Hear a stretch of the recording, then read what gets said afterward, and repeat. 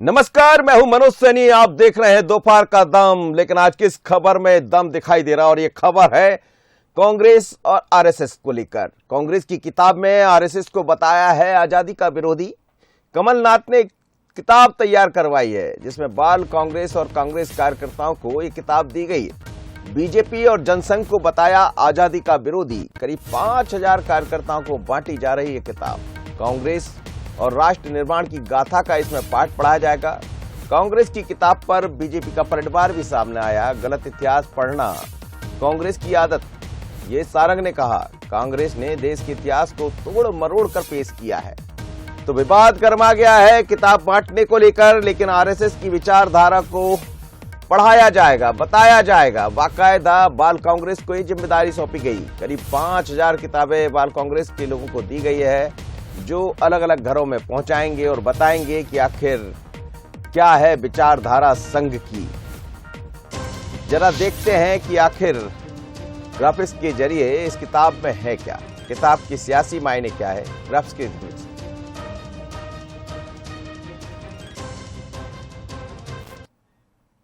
संघ विचारधारा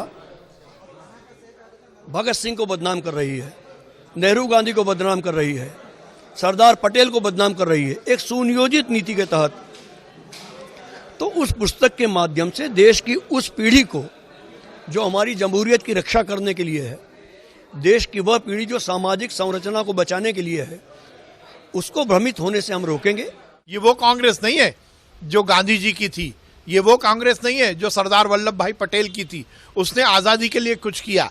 और आरएसएस जैसे संगठन जो देशभक्त संगठन है, जिसने इस देश की एकता अखंडता को कायम रखा है, उन त्यागी और तपस्वी लोगों के खिलाफ बोलने का अधिकार नहीं है, हैसियत नहीं है कांग्रेस के नेताओं की। ये इस तरह से तोड़ मरोड़ कर इतिहास प्रस्तुत करना ये कांग्रेस की आदत रही है। चलिए, तो किताब को लेकर सियासत गर्मा गई है। सियासत में विचारधारा का पाठ पढ़ा रही है कांग्रेस। लेकिन दूसरी तरफ भारतीय जनता पार्टी ये कह रही है कि इसको समझना पड़ेगा, ये वो संघ नहीं है बल्कि संघ की असलियत बताइए, जो सच्चाई है वो बताइए। तोड़ मरोड़ कर चीजों को उसमें पेश किया जा रहा है, जिसको लेकर उन्होंने सवाल उठाए हैं।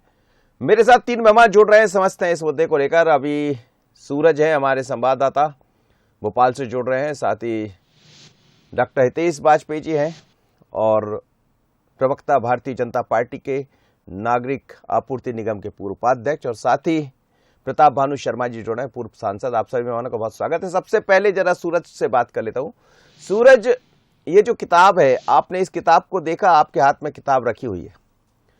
जो संघ की विचारधारा है, विचारधारा को अलग अलग रूप में देखना पड़ेगा। एक विचारधारा की बात कांग्रेस करती है, एक विचारधारा वो है जो देशभक्ति की बात करती है। लेकिन ये जो किताब आपके पास रखी है, इसमें क्या विचारधारा? देखिए, बिल्कुल कांग्रेस ने एक किताब छपवाई जिसको खासतौर से 5000 प्रतियां इसकी छपवाई जा रही हैं। इसमें दिखा गया है कि कांग्रेस और राष्ट्र निर्माण की गाथा, यानी 1857 से लेकर मौजूदा समय में आजादी के आंदोलन तक को लेकर पूरा दिखाया गया है।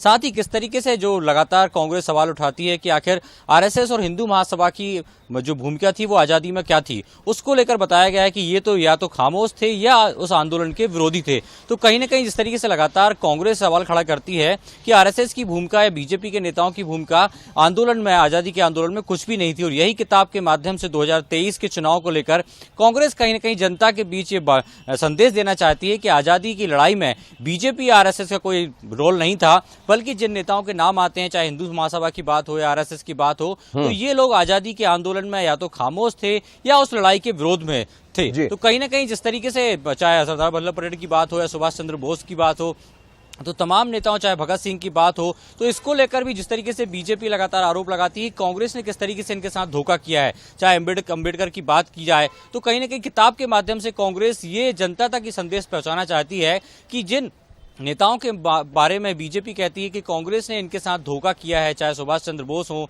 सरदार वल्लभ भाई पटेल हो, बाबा साहब अंबेडकर हो, इनके साथ कांग्रेस ने नहीं बल्कि बीजेपी के नेताओं ने धोखा किया है। तो इस 50 पेज की किताब में ये सब जो आर्टिकल है, कह सकते हैं जो साहित्य है, वो दर्शाया गया है। और 2023 के पहले किताब बांटने का उद्देश्य भी यही माना जा रहा है कि किस तरीके से, जैसे के मिश्रा भी कह रहे थे कि वो बताना चाहते हैं कि आजादी की लड़ाई में संघ ने कुछ काम नहीं किया है, बीजेपी के नेताओं का नहीं, बल्कि सिर्फ गांधी परिवार या जो कांग्रेस के नेता थे उन्होंने इस आंदोलन में सहभागिता दी है और अंग्रेजों से लड़ाई लड़ी है, ना कि बीजेपी के नेताओं ने। मनोज जी, अब ये बात सही है कि कितना समझा पाएंगे बच्चे जाकर और अपनी बातों को, लेकिन संघ के बारे में लोग भी अपने आप समझते हैं, बहुत सारे लोग अपने तरह से जानते हैं संघ को। मेरे साथ दोनों, सूरज आपका धन्यवाद, मेरे साथ दोनों मेहमान जुड़े हुए हैं।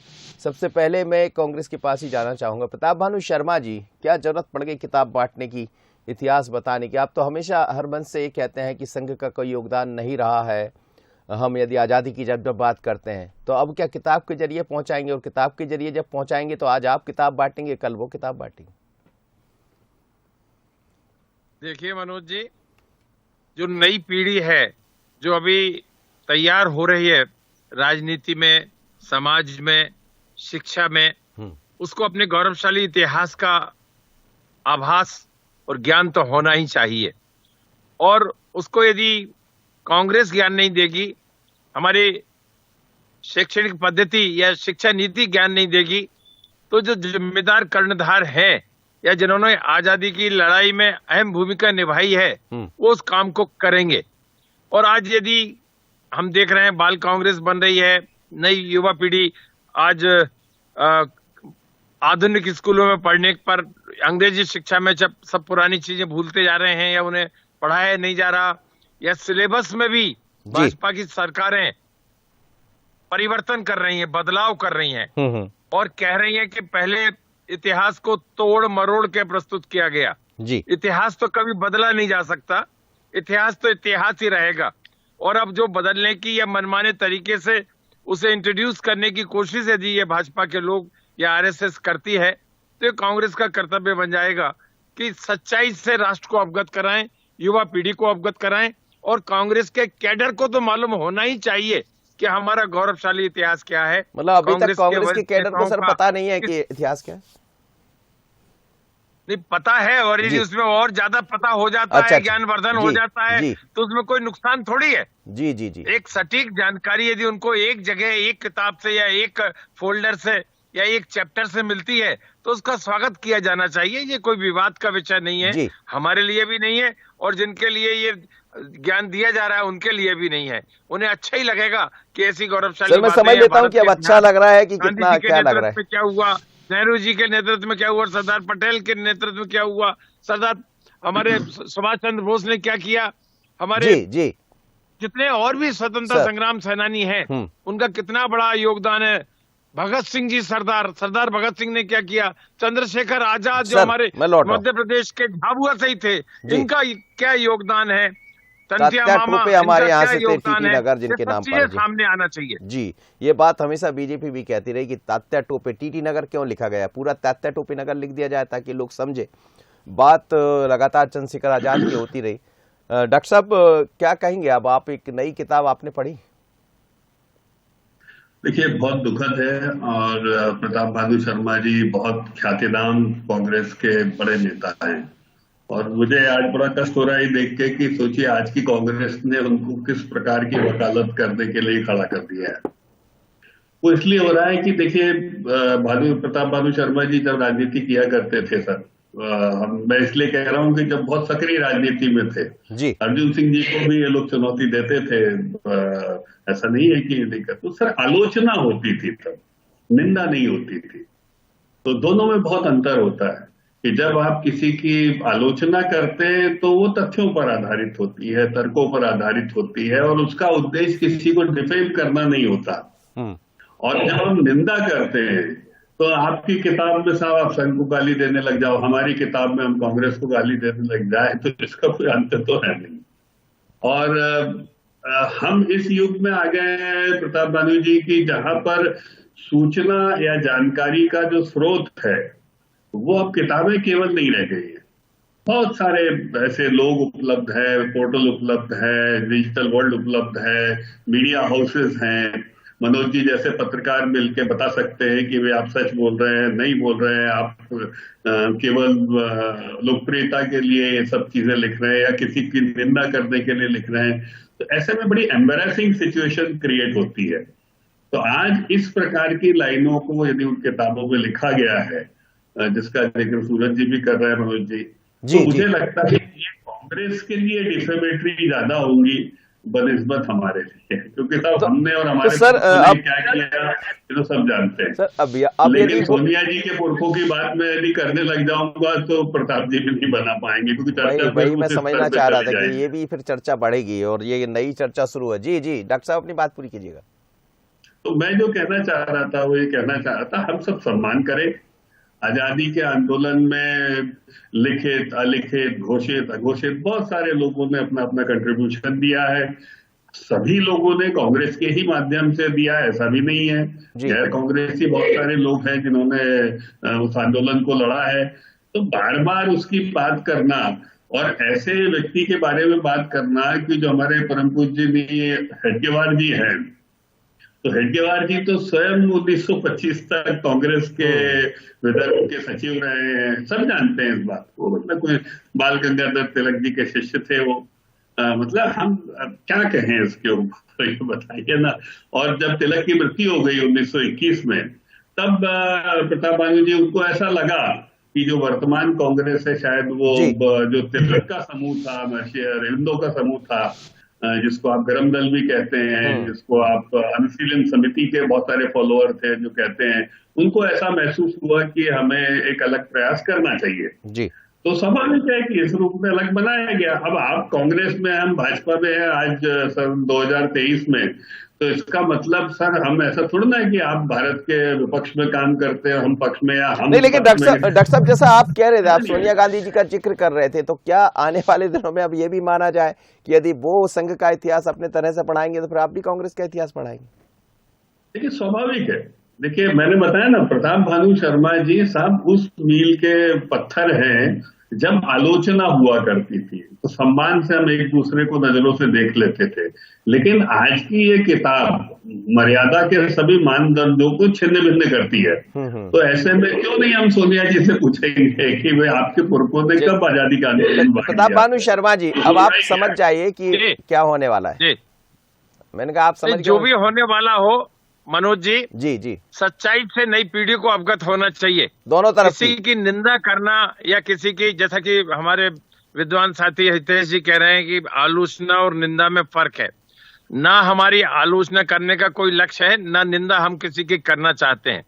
पर यदि सच्चाई से अवगत होते हैं तो वो नई पीढ़ी को अवगत कराना चाहिए और उसको अदरवाइज नहीं लेना चाहिए। हमने पंडित जवाहरलाल नेहरू जी के योगदान को हमेशा सराहना करी। पंडित नेहरू जी के साथ में जो काम करे, जिनके नेतृत्व में वो काम कर रहे थे, हमारे महात्मा गांधी, हमारे सरदार वल्लभ भाई पटेल, मौलाना आजाद, आप देखिए डॉक्टर राजेंद्र प्रसाद जी, आप देखिए अम्बेडकर साहब, भीमराव अम्बेडकर, ये अपनी पसंद के लोगों की जो तारीफ करने लगते हैं, कुछ कह रहे हैं। इनके पास पंडित नेहरू जैसा 11 साल जेल में बिताने वाला, जिंदगी के पूरी जिंदगी राष्ट्र के लिए समर्पित करने वाला, दो शब्द तारीफ के नहीं निकलते।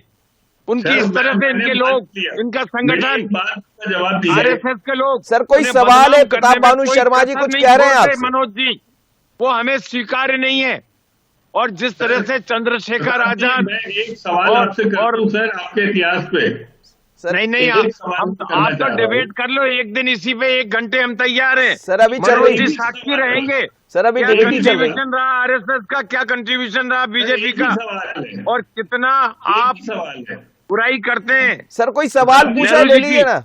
कितनी बुराई करते हैं चंद्रशेखर आजाद की, कितनी बुराई आप करते हैं प्रताप भानु शर्मा जी। सरदार, हाँ कोई सवाल करना चाह रहे हैं डॉक्टर हितेश वाजपेयी जी, एक बार ले लीजिए। एक ही सवाल है जी सर, यदि आप ये सब पढ़ा रहे हो और मैं आपसे पूछूं कि नेहरू गांधी तथाकथित खानदान में किसी को फांसी की सजा हुई, किसी को काला पानी की सजा हुई आजादी के आंदोलन में, किसी को 10 कोड़े पड़े, आप बता दीजिए कब? कई लोग सर झूल गए, 16-16 साल के बच्चे जो वीर कहलाए। सर जवाब ले लेता हूँ। वो सब गांधी जी के नेतृत्व में काम कर रहे थे, और जितने लोग काम कर रहे थे इनको सबको 11-11, 15-15, 20-20 साल की सजाएं हुई। पर भाजपा का, आरएसएस का एक भी नेता बता दो जिसको 1 साल की भी सजा हुई हो। उंगली कटा के शहीद क्यों होना चाहते हो आप? हमें तो यही समझ में नहीं आ रही। आप बता तो दो, कौन भाजपा का नेता? क्या नरेंद्र मोदी या उनके परिवार के लोग जेल में गए? अमित शाह के लोग जेल में गए? शिवराज सिंह के लोग जेल में गए, कहीं इनको फांसी की कोई सजा हुई? आप बताओ तो। कांग्रेस के लोगों ने तो सीने पे गोलियां झेली हैं। नेहरू के पिताजी जी, जी। नेहरू के वकील नहीं थे। इतिहास नहीं लिख सकते। जो इतिहास है वो इतिहास साक्षी है, उसे नहीं बदल सकते और ना कांग्रेस उसे बदलने देगी। सर जवाब ले लेता हूँ, सर जवाब ले लेता हूँ जी। डॉक्टर हितेश वाजपेयी जी, परिवार का एक नाम बता दो जिसमें फ्रीडम फाइटर का सर्टिफिकेट हो।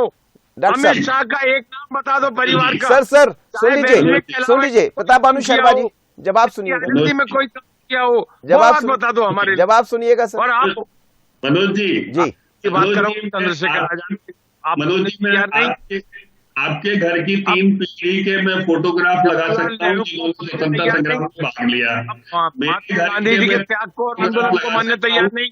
आरएसएस वो संगठन है जिसने क्विट इंडिया मूवमेंट का विरोध किया था। प्रताप भानु शर्मा जी सुन लीजिए। है सर सुन लीजिए, एक बार सुन लीजिए, एक जवाब ले लीजिए। जी डॉक्टर साहब बोलिएगा। मैं कहना चाहता हूँ मनोज जी कि आपके घर भी मैं आऊंगा ना तो आपकी 3 पीढ़ी के पीछे मुझे स्वतंत्रता संग्राम सेनानियों के चित्र मिल जाएंगे। बिल्कुल मिल जाएंगे। मेरे घर में आप आएंगे तो मेरे घर में मिल जाएंगे 3 पीढ़ी के जी। लेकिन सोनिया जी के घर में जाओगे तो नहीं मिलेंगे। तो क्या मिल जाएंगे? सोनिया जी जिस परिवार की बहू है, अरे छोड़ो ना, तो उनके घर में तो 5 पीढ़ी के हैं, 5 पीढ़ी के फोटो हैं। गिनवा दूं? आपने गिनवा दूं आपको?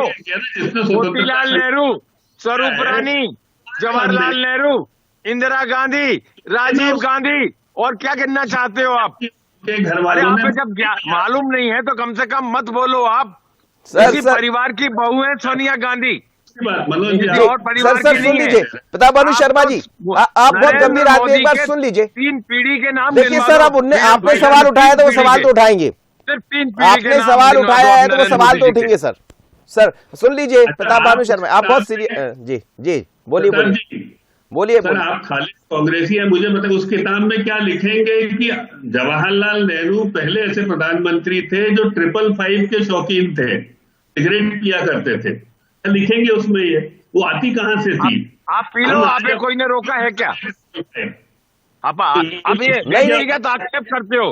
राहुल गांधी की टी शर्ट पे जाओगे, उनके जूतों पे जाओगे, नेहरू जी की सिगरेट पे जाओगे। प्रताप भानु शर्मा जी, प्रताप भानु शर्मा जी, सर सुनिए तो जरा, सुन ली एक बार पूरा कमेंट हो जाने दीजिए सर, फिर मैं आपको मौका दे रहा हूँ।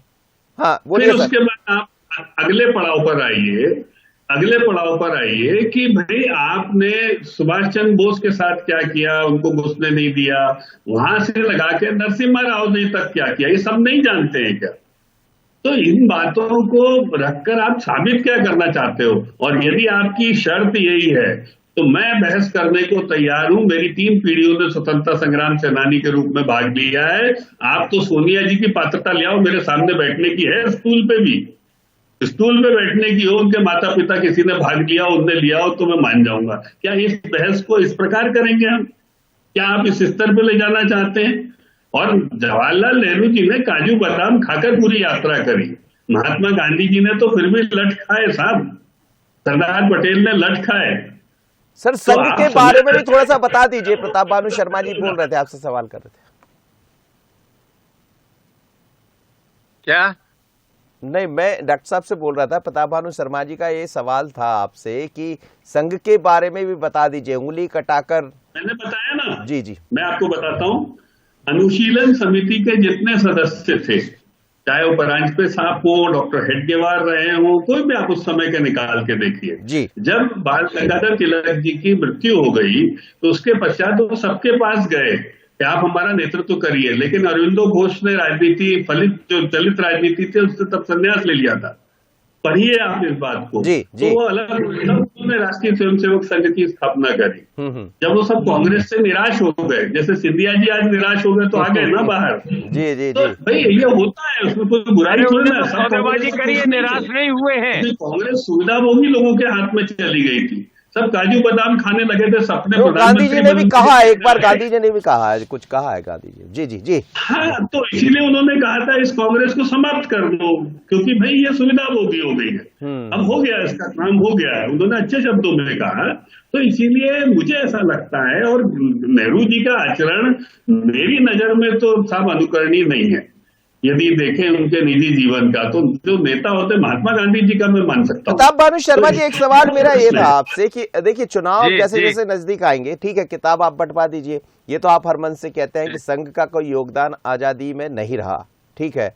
अब उसके जी। बाद कई चुनाव होते रहे, बरसों बरस से हर एक मंच पर बातें होती रही, आपके कई पुराने लीडर जो अब है या नहीं है वो भी इस बात को करें, लेकिन बड़ा सवाल ये है कि जैसे जैसे हम चुनाव की तरफ जाएंगे तो वो बातें कहाँ चली जाती है कि हम आएंगे तो ये करेंगे, इन्होंने ये किया, हम इससे बेहतर विकास कर देंगे। लोग वो भी समझना चाहते, इतिहास तो देखिए सब समझ रहे, इतिहास को कितना तोड़ा मरोड़ा गया, किसने तोड़ा किसने मरोड़ा वो आप और हम सब जानते हैं। बात संघ की करें या बात आपकी भी करें, लेकिन जो रियल इतिहास है वो तो कई बार उस पर सवाल उठते। आज भी हम राणा सांगा की बात नहीं करते हैं, ये हमेशा सवाल उठते रहे हैं, या हम बात बाकी लोगों की करते हैं तो वो नजर नहीं आती। ये सवाल बीजेपी भी उठाती रही, लेकिन उन सवालों की तरफ हम क्यों नहीं जाते, उन किताब की तरफ क्यों नहीं निकालते कि उन्होंने ये किया था हमने ये कर दिया। हेलो जी जी वर्णन प्रताप कर भानु। रहे हैं, उसमें सब अपने पाठ्य पुस्तकों में इनका समावेश था, इन पे बड़ी बड़ी किताबें लिखी गई हैं जी और वो कांग्रेस के नेताओं ने या कांग्रेस द्वारा प्रोमोटेड नेताओं या लेखकों ने नहीं लिखी हैं। भारत के इतिहास का यदि वर्णन किया है तो वो इतिहासकारों ने किया है, जी जी जी जो देखा है वो तो सर लिखा मुझे है। एक जो जगह घटना हुई बताइए है, जहाँ अब लिखा उसे हो ये कि मानने पंडित तैयार नहीं है जवाहरलाल नेहरू जी सिगरेट उसमें भी पीते थे। कि नेहरू जी के ऊपर नहीं इनकी लिखा सुई है। आके अटक गई, काजू जी। खाते थे, किशमिश खाते थे, ये तो ये एक नहीं लिखा ऐसा है वर्णन आपने, कर रहे ये हैं कैसा इतिहास वाजपेयी जी है हमारा? जैसे चलिए। उस समय देखा और अब पुनर्जन्म लिया हो इन्होंने, आंखों देखा हाल बता रहे हैं, लगता है ये लिखा है जो नहीं। विश्वसनीय नहीं है बिल्कुल भी। सर अब वो और तो झूठ वही के है, लिए किसी बोल ने रहे कितना हैं, देखा, असल में व्यक्तिगत कितना चरित्र देखा हनन उसके कर बारे रहे में हैं, बात आप भी तो करेंगे हमें वो भी स्वीकार्य करेंगे, नहीं है। लेकिन हम यूनियन जैक ये पर भगत हाथ सिंह रख का के शपथ चरित्र ली हनन थी करने नेहरू जी। तैयार है, नेहरू जी का करने तैयार है, गांधी जी का सर अब चरित्र हनन करने वो तैयार है। बात तो छिड़ गई सर, और मुझे लग रहा है ये और आगे अपने बढ़ेगी। तरीके आप से इतिहास लिखना चाहते हैं, दोनों कदापि मेहमानों का नहीं बहुत होगा। धन्यवाद, समय इजाजत नहीं देता sir. Doctor Pratap Bhanu Sharma, doctor Hitesh Vajpayee ji मेरे साथ जुड़े थे, लेकिन एक किताब सामने आई है, उस किताब को कांग्रेस घर घर पहुंचाने की तैयारी में बाल कांग्रेस के माध्यम से, जिसमें संघ की हकीकत, जैसा वो कह रहे हैं कि संघ की क्या विचारधारा है उसको पढ़ाया जाएगा, उसको बताया जाएगा।